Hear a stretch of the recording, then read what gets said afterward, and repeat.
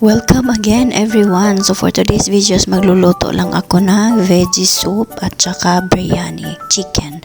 So wala akong ganap sa day 5 kasi nga hindi ako yung nagluluto kasi may nakakasama ako. One day lang na prank ako guys. Akala ko tuloy-tuloy na yung babaeng yun. Yatay. So naghanda lang ako ng carrots, patatas at saka lentil, orange lentil ganon.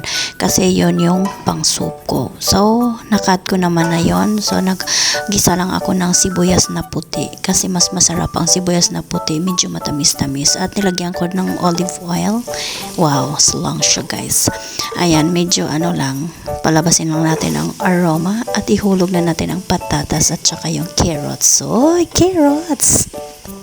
So slow mo tong natin guys, wala tong speed kasi konti lang naman ang video, yung mga pinano ko lang ba, lang, clips lang, ganun. At hinulog ko na din yung red lentil, ayan, lentil, ganun yan.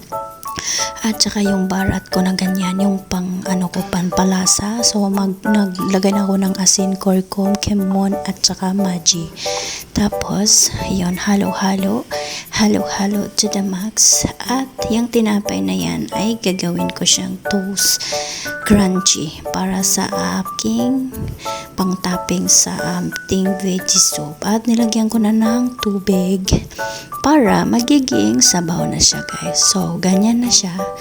At saka ayan, pwede na natin siyang takpan at palutuin hanggang sa maluto siya. So ganyan lang. So tapos na siya after, di ko alam, hindi ako nagminuto, pero naluto na siya. Ko na siya, dudurugin ko na siya, at ganun pa rin yung parang dudurugin ng parang pagkain ng 6 months old na baby. So ganyan ang itsura niya guys. Napakadiretsong higop na talaga ang magagawa niyo dyan, diba? At itong tinapay naman na kinat ko na into cubes, parang magiging crunchy siya. Nilagyan ko siya ng olive oil at saka basil at saka yung pa yung nilagay ko na isa, nakalimutan ko, yung mixed spices, yung ganon. So hinalo-halo ko lang yan siya guys. Tapos luto ko siya sa oven para magiging crunchy siya. Hindi ko yan siya ipiprito, i-oven ko yan siya. Ayan, yung basil at saka nakalimutan ko talaga yung nilagay ko isa, ewan ko, basta pinaglalagay ko lang para may naman pampalasa. So nagpainit naman ako kanina sa oven, so paslak na this, ipasok na this para magiging crunchy siya kasi yan yung gamitin natin pang toppings doon sa ating soup. Diba? Hindi pa napaslak guys, ang tagal naman mo makasud. Ayan, so hayaan na muna yan hanggang sa maluto. Agoy. So, ayan na. Matic transition agad. Naluto na siya, guys. Naluto na siya. Ganyan ang itsura niya. Diba? Crunchy. Kahit At ito naman yung chicken na minarinate ko. 2 hours itong minarinate. Hindi na din ako ng video, pero may mga nilalagay ako dito. Ang dami ding nilalagay. Basahin nyo lang sa screen, okay? Takpan lang muna natin ng cling wrap kasi cling film. Ano pang tawag niyan? Basta ganyan. At ito naman yung mga spices na hinanda ko para sa ating lulutuing chicken biryani. At yan siya lahat. May yan siya. Basta yun yan. Pakibasa sa screen. Yung luya ko na yan is pilinin ko na. May kasamang bawang na yan, pero hindi ko yan uubusin. Marami yan So start na tayo sa ating chicken biryani. So sa isang kaldero, naglagay lang ako ng ghee, yung butter pure ghee. Ayan. At ginisa ko lang yung bay leaf, bawang, sibuyas, kamatis, may paminta, yun lang. Hinulog ko na lahat yung mga hinanda ko na yun.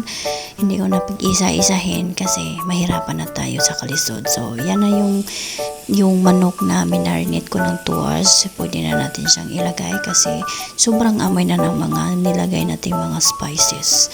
Ready to kuha na yan siya. halo-halo to the max na this. So, ganyan muna natin. After that, sa isang kaldero naman is nag-init ako para sa ating kanin. At yan naman yung mga dahon-dahon na ilalagay ko dun sa kanin natin. Kasi separate yung kanin natin sa luto. Pero pagsamahin ko yan mamaya. Keep on watching lang guys. So, di ba? At ayan naman, binaligtad ko din yung manok na nilagay ko doon na ating ginisa-gisa para naman manuot-suot. So, nilagyan ko ng konting tubig para naman hindi masunog. O, diba? Kasi kulang pa yung luto niya. At ayan naman yung kanin, yung bigas kanina pala. Na hinugasan ko, nababad ko na din yan ng suka at na may asin konti para may lasa. So, binabad ko din yan siya ng halos 1 oras na kasi kanina pa yan inano ko At nilagay ko na yung mga dahon-dahon para sa ating kanin. Yan. At nilagyan ko ng 1 kilong asin. Joke, hindi ha. So, check again at lagyan na natin ang yogurt yung ating manok. At ibuhos na yung bigas natin para maboil na siya at maluto. No? Hindi masyadong luto, parang ano lang siya, half cooked na kanin. Translation na tayo guys, na-drain ko na yung tubig dun sa binuel natin na kanin. Half cook lang yan siya. I-arrange na siya sa isang kaldero na naman. So, first layer is yung kanin. Tapos, next layer is lagay mo na yung manok. Ayan, yung manok nung ginisa-gisa mo. Ayan. Yan kasi ang proseso ng pag-arrange ng pagluto pala. Yung final cook ng biryani chicken. At yan, i-arrange mo lang yung mga manok na yan. Tapos, pati yung sauce lahat na ilagay mo na dyan. Diba?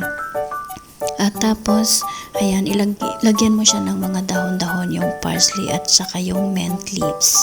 Ayan. Pampabango din yan. So, next layer is kanin ulit. Ayan, kanin ulit.